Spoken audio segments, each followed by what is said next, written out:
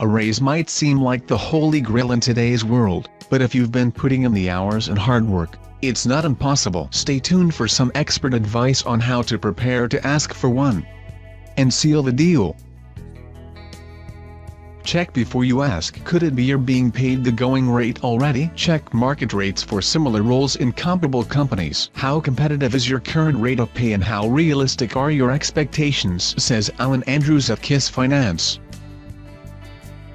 How not to do it. So how do you go about asking for a raise? Take your boss for a glass of something cold after work, and another glass, and another until she promises you a 50% wage increase effective the next day? Nope, not the best idea. Timing is everything, say the experts.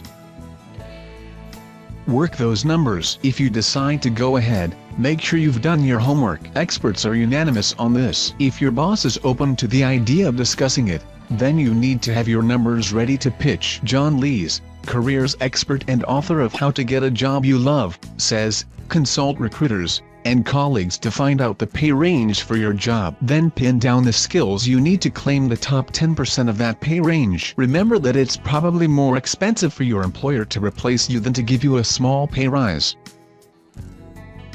Choose your time wisely. Ask to chat when your boss isn't about to rush off to a meeting, and doesn't look too stressed. Mornings are usually best as energy levels are higher, says Alan Andrews.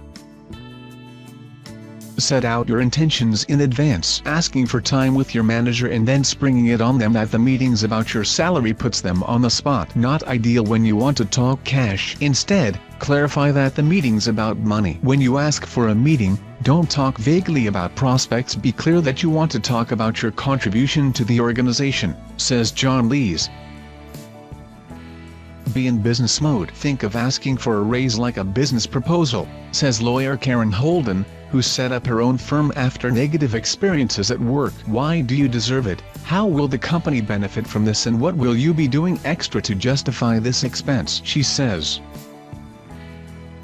Big up your skills. Talk about what you have added to the role and how you have made a difference, says John Lees. Working strictly to your job description or only just achieving your objectives is not grounds for a pay increase. Karen Holden adds, make sure your pitch is non-threatening and performance-related, with obviously the underlying idea that you are doing so well they need to retain your services, or there are others out there that would compensate you for your services.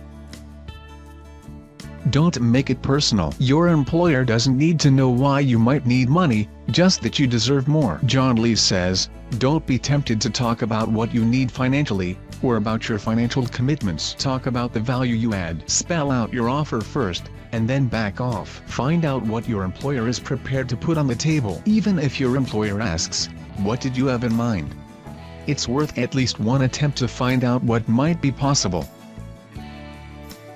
Have a plan B. When it comes to talking about money, you need to have a fallback option too. Know exactly what you are asking for, and have a secondary target if your first request fails, says John Lees.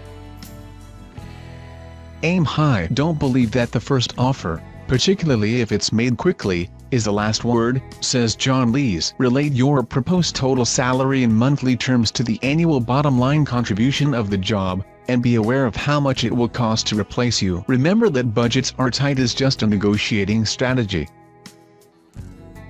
Give your boss time to think about it. You may not get an instant answer, and it is best to allow your manager some time to consider their decision, adds Alan Andrews. However, don't leave the meeting without a clear agreement on the timescale for a decision to be made.